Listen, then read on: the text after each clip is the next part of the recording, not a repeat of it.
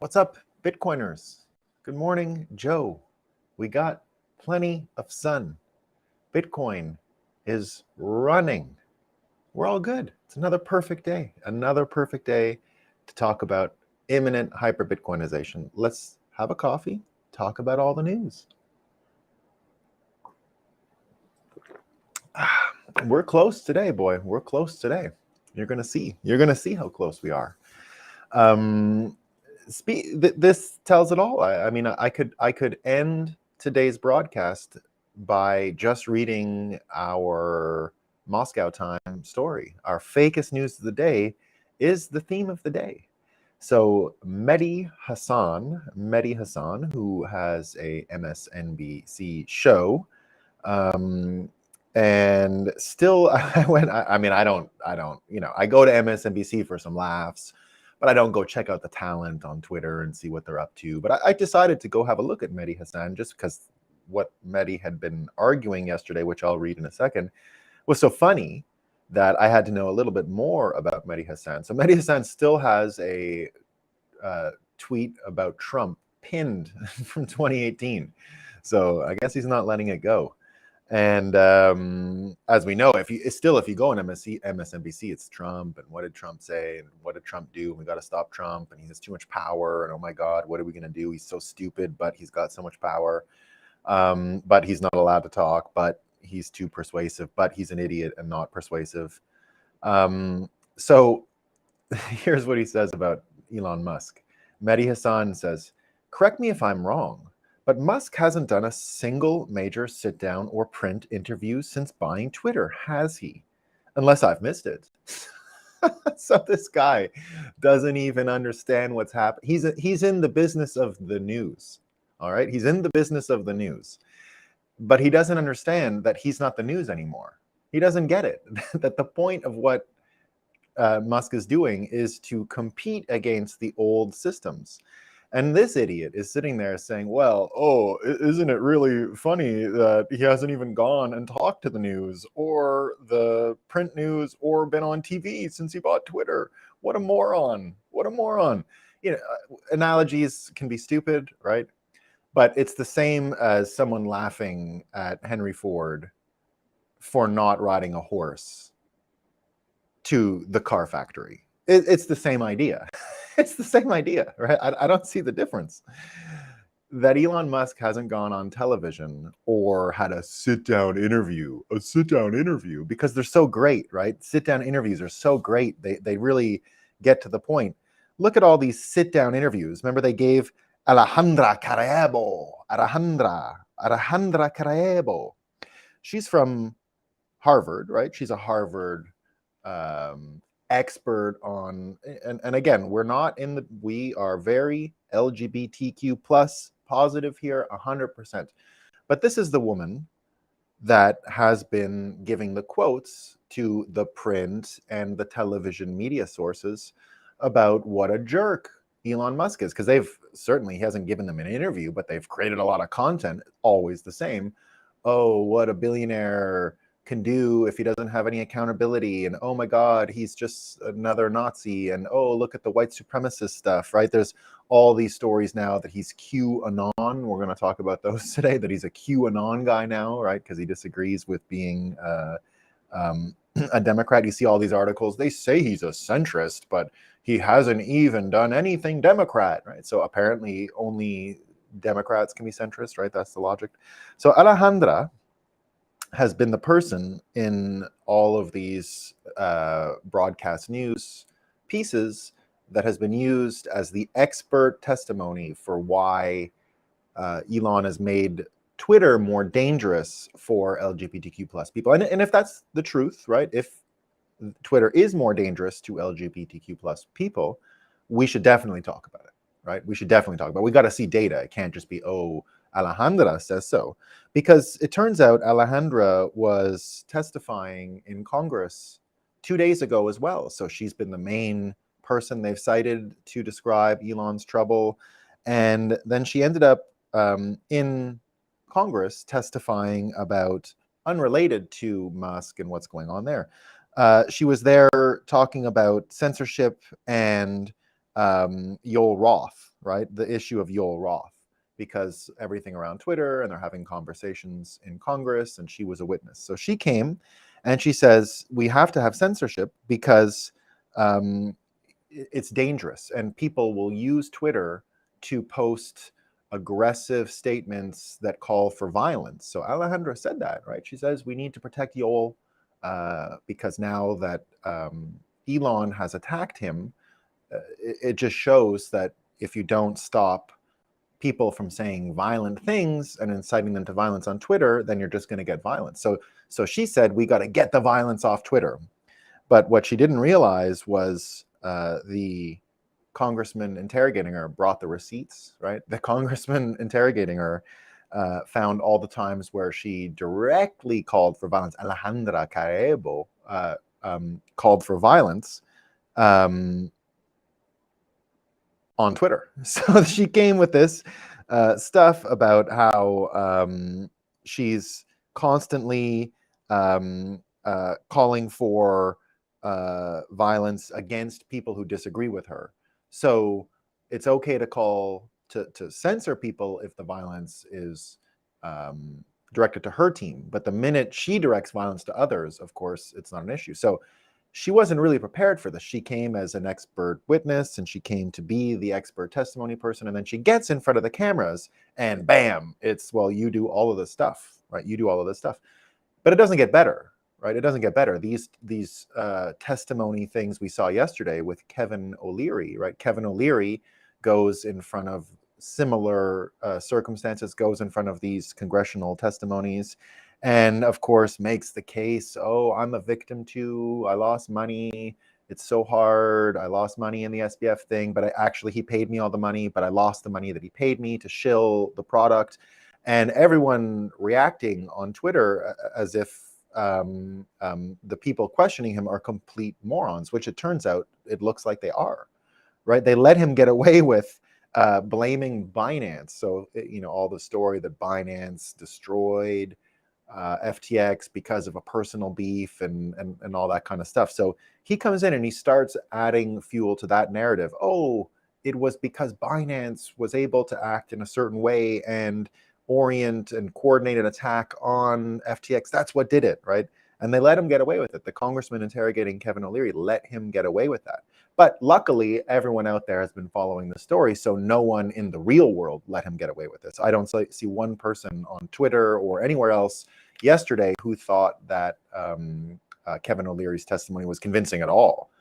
Everyone just interpreted it as someone trying to save their ass, deflect attention in a very weak way. Because we've all become a little more literate about the media, and that's what today we're going to talk about on the board, media literacy and how much it's changed in the last little while and how ineffective it's becoming on a number of levels. So he tries to deflect attention towards Binance, but of course, everyone mentioning that he left out the part that it was a giant Ponzi, because he never mentioned the Ponzi part, right? He never mentioned it, right? But I don't care about the O'Leary piece. I don't care about those things. What I care about is that people didn't buy the story whatsoever, that it fell completely on deaf ears. It was a complete download fail. Remember the old symbol we had when we wanted to download files on Microsoft? Duke, duke, duke. And when it doesn't happen, you get the X, right? In this case, the broadcast media was not able to push through testimony to create fake news and launder information the way they would normally, right? We talk a lot here about information laundering and how it's done. One of the simplest ways is to get, anonymous Redditors can't be quoted, but a congressman in one of these testimony situations, which are completely irrelevant, total theater, can start generating fake news, because all it takes is a congressman to cite one of these people from Reddit that are stupid and crazy and putting up nutcase things, and all of a sudden credibility goes from 0 to 5% credibility. Maybe, it gets let's say 20% credibility amongst Democrats. So that's 5% credibility in total. And then you just keep stepping it up, right? You launder a little more, another person references it, another person references it, and slowly you start to get credibility with just all kinds of references to, like, 40% or something, right? Where 40% of the people might think, oh, that's credible, right? That's information laundering. That's how it works.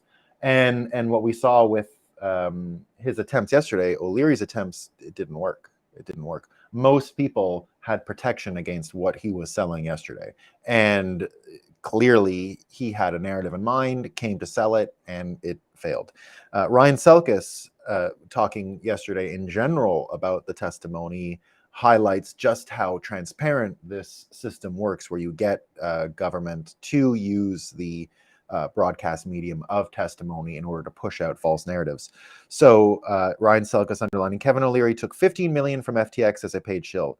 The guy from the OC got high and decided to write a book. So the second person testifying was this person saying crypto is the biggest Ponzi in the world, which might be true, right? But of course not distinguishing Bitcoin from anything else. It was all just a big confusing throw shit at the wall and see what sticks, right? And then the third guy was a never crypto academic who, confuses DeFi with FTX, as he says. These are the people the Senate selected for a hearing on issues that are actually important, right? So Ryan Selkis continues, if you wonder why the general attitude of the crypto community to Senate banking is no, see you in court, this is why. The controlling party's committee leaders don't operate in good faith. So their policies and cronies like Jared Gensler will be fought to the bitter end. So the good news is here between Alejandra Caraebo 2 days ago becoming a total laughing stock, right? Everyone having a great laugh. She comes and says, you got to censor people because it's violent. And then here's your tweets calling for violence on Twitter for people to disagree with you. And you see her like, quite embarrassing. And now you've got Kevin O'Leary trying to blame the Chinese guy. Right? That's what he's trying to do. He's trying to blame the Chinese guy. I've said it for a long time. If CZ was named Brian Armstrong, he would be 10 times more well recognized than the Brian Armstrong who's from America. That's all I'm saying, right? He's much more successful, much wealthier, and if his name was Brian Armstrong, there wouldn't be any of these issues. Honestly, there wouldn't be, right? And I'm one of the last people to say race is an issue in this and that. But in the case of CZ and what's going on and the way America has interpreted what he does, nope, right? Nope. It's the same treatment that Arthur Hayes got when he had the same product that SBF got, right? Why did Arthur Hayes get arrested 2 years ago? Why? I know why. I know why, right? I know why. It's pretty obvious. It's sad. I wish it wasn't even close to the case. As I said, I try to live a life as past the racial divide as I can. Even the whole critical race theory issue. My thought on critical race theory is more or less the following. It might be true, right? It might be true. Critical race theory. I'm not even going to bother denying it, right? My problem with critical race theory being taught in schools is the following. If you do use it as a frame, everyone is either an asshole or a loser. You have two options, right? You're either a loser that got put into a position because of others, and it's no good, but it's not your fault. It's just you're a loser, and you got to figure it out. Or you're the asshole who did it, right? And these are children who are responsible for nothing, right? So I'm not arguing about the truth around critical race theory. I think institutional racism is absolutely real. That's why I'm talking about how CZ is treated and how Arthur Hayes is treated. I think it's real, happening, and is there. But it's not the solution. Uh-oh. Did my door just open? I got to check something here. I think my door just popped open from the wind. One moment, guys.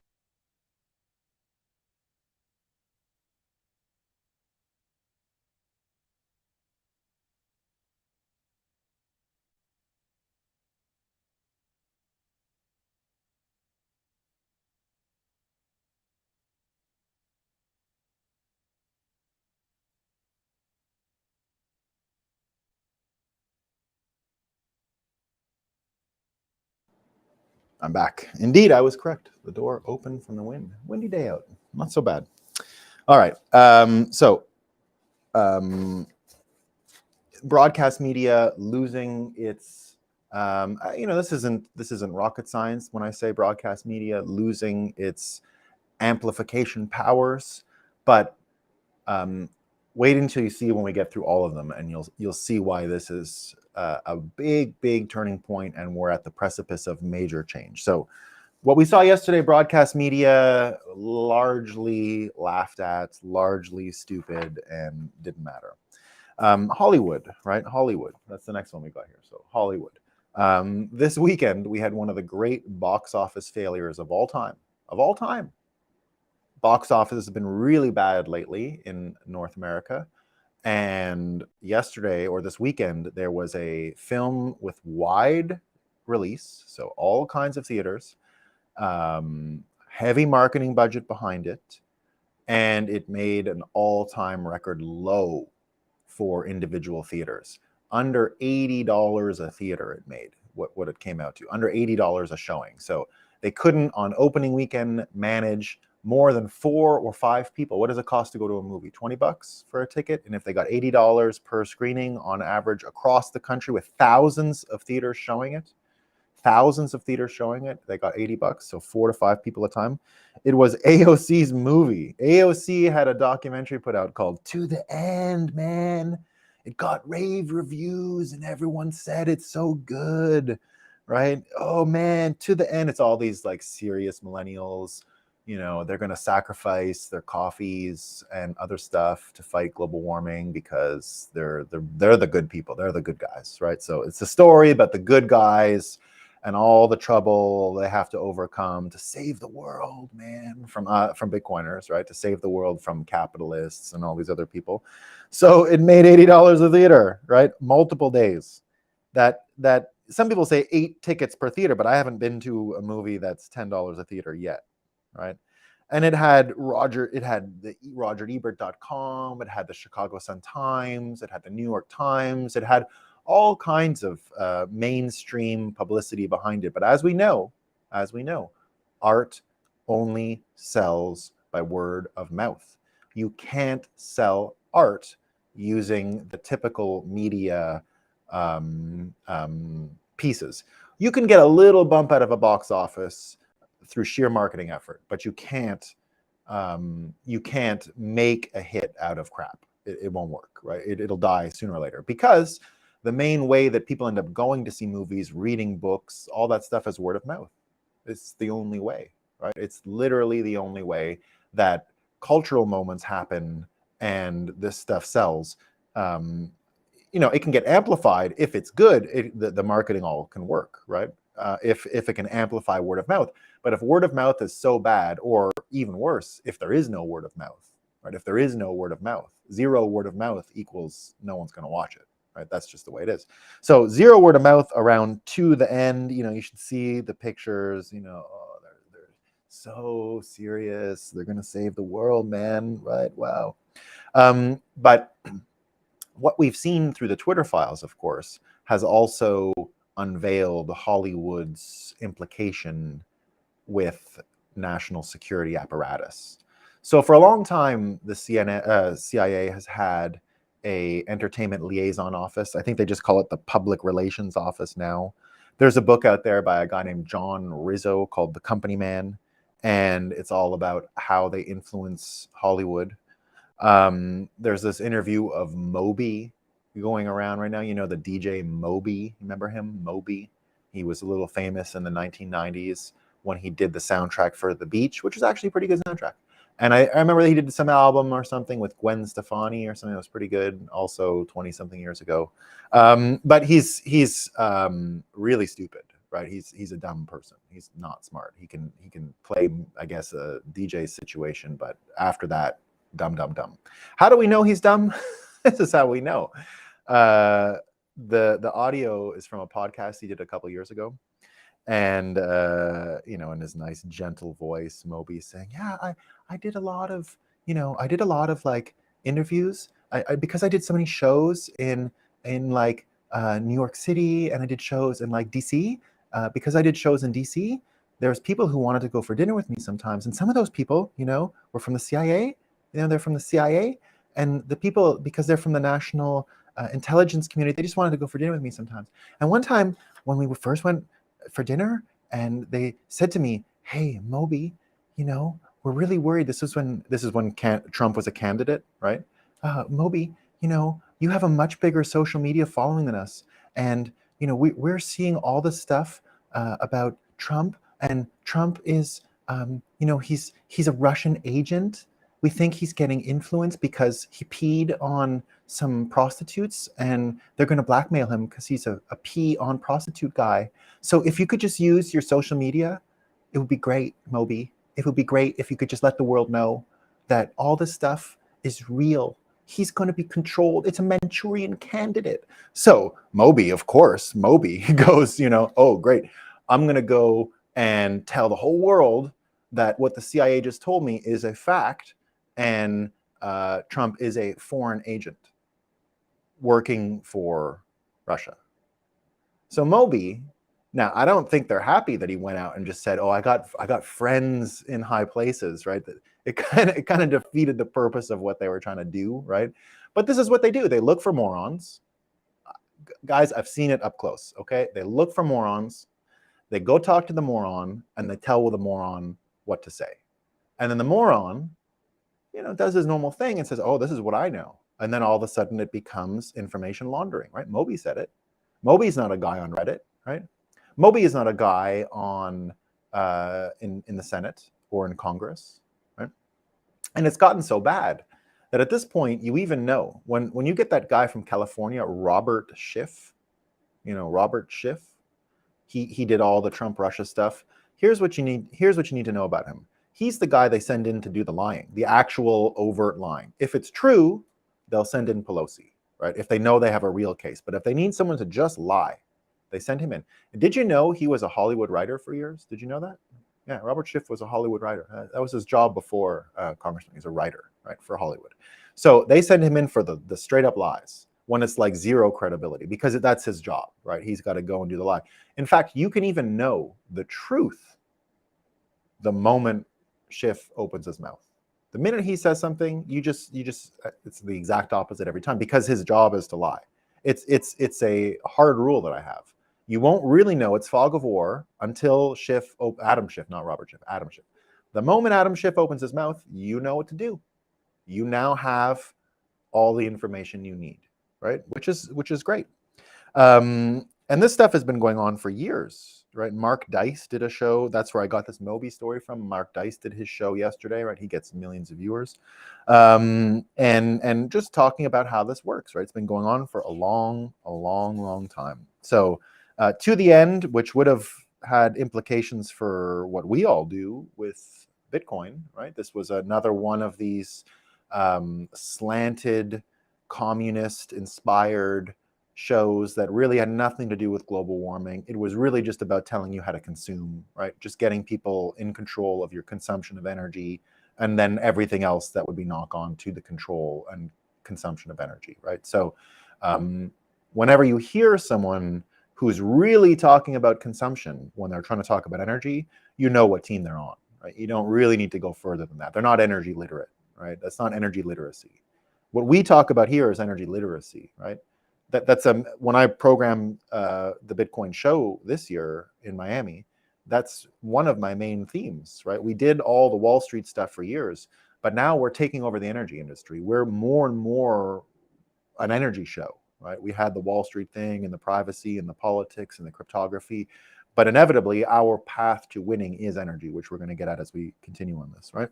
So what about print, right? What about print? So Hollywood losing its ability to persuade people, right? Not downloading information. You look at all these Disney screwed, total failure over the weekend as well.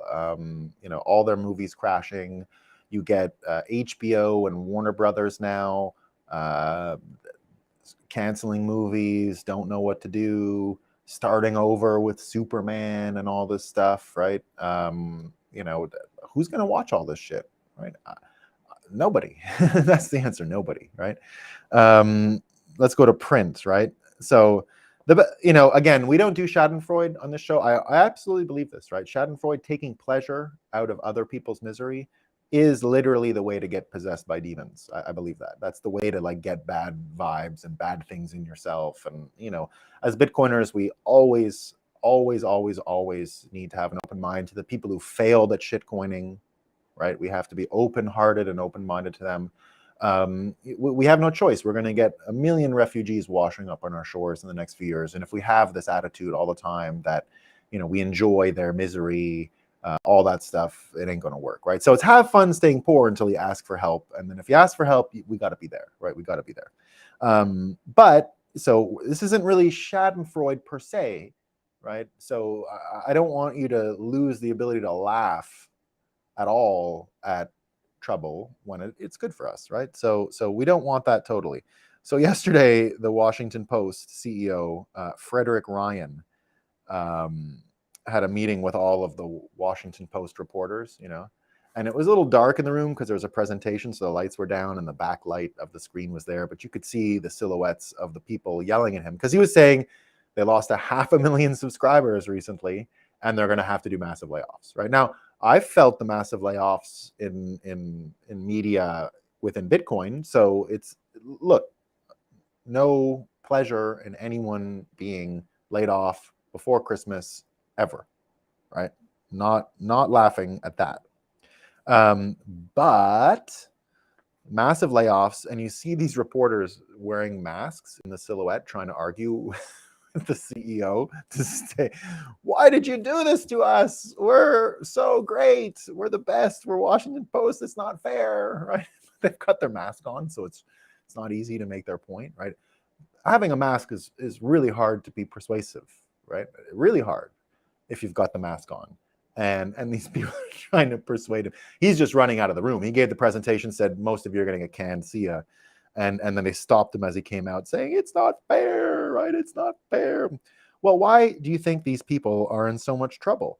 Here's that article I was mentioning. This has been going around for the past, this was published yesterday, right?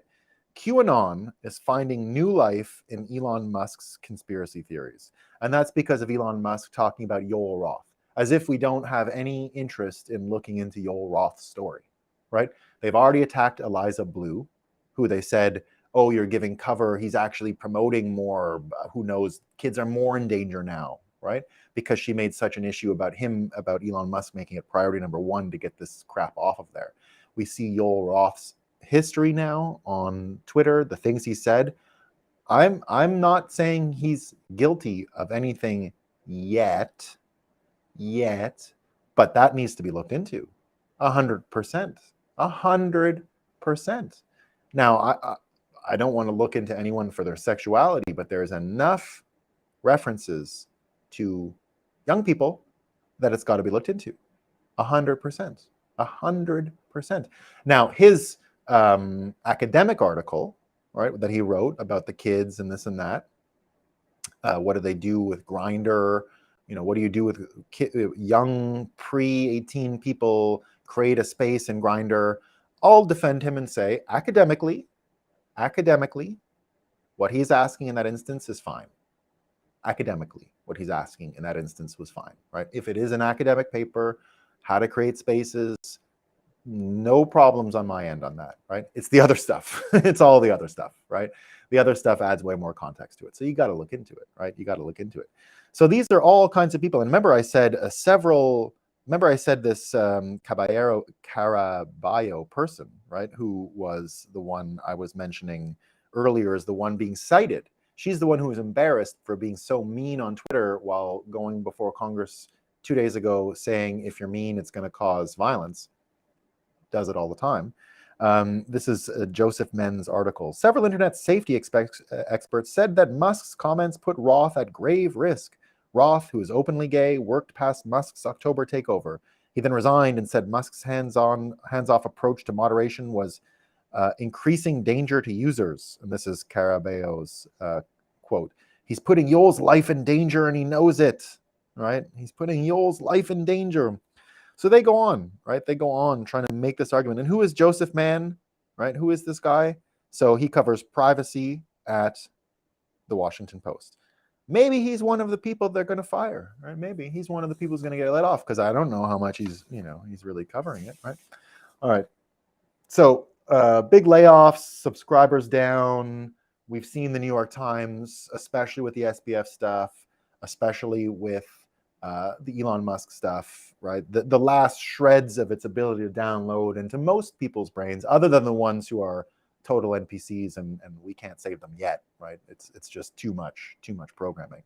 But there's a group of people who all of a sudden in the past few weeks, right? This broke, social media. They are trying to get Facebook to keep its ban on Trump, which is still in place, even though we're finding out all this stuff in Twitter. And the same effects probably happened at Facebook and others, right? And others. It's not just them. So you've got the Democrat Party urging Facebook to continue to ban Trump, one of its primary political adversaries. This is from Glenn Greenwald. Donald Trump from Planet's Dems have massive power over Facebook, so this request to keep Trump banned is inherently coercive. Censoring the internet is not some ancillary belief of Democrats and their followers. It's one of their central planks, paramount objectives, core and defining dogmatic beliefs, right? So, and then you've got Majid Nawaz going through how Twitter's boss in the UK has helped control information from the military, right? So here's Times of London, a Twitter editor who controls its editorial campaigns across Europe, the Middle East and Africa, is also working as a reserve officer for the British Army's Information War Unit. So again, watching NSA infiltration of these media entities is becoming sport and becoming much easier to do, much easier to spot for most people. Just a few months ago, it was a handful of people who could have spotted this stuff, right? Really not a lot. More and more now. And that's, I think, a good thing. Now, where is it headed, right? Where is it headed? Well, you had Powell on TV yesterday, Jerome Powell, raising interest rates by 0.5%, which was expected. I think it was a little early compared to whatever ended up happening, but it happened and people were talking about it. But Wall Street Silver says, right, in comment in reaction to what Jerome Powell announced yesterday. So think of all these media forces and their abilities, right? And then again, put Powell into the seat yesterday, doing the whole Fed marketing thing, right? No. Let's mind read him and see what he says. So Wall Street Silver says, Powell, right now, focus has to be on getting inflation down. And what Wall Street Silver answers to that is you can't have economic growth with low inflation without massive investment in cheap, high-quality energy. Oil, natural gas, I would say nuclear. Long-term inflation is not something the Fed can fix with interest rates. Very interesting, right? Very interesting. True, if they would just do it in a day, right? If they would, or put interest rates down, we might have a brief period where things are okay, but it's going to come back. Say magically, magic wand, inflation is 2% tomorrow, and then they bring down the rate and they're back in their target zone for inflation. Well, the minute they bring the rates down, it's going to go back up inflation, right? So this is not a solution long term. They can try and pump brake this for as long as they can, but eventually it's going to keep squeezing out. It's going to keep rolling downhill. They're going to keep having to deal with this stuff. So the only way out, literally, is what Wall Street Silver said. We need to bring energy everywhere, increase consumption, basically, right? So even if things inflate in price, we need to make more stuff, right? So with more energy and basically alter the energy matrix of America in order to overcome this.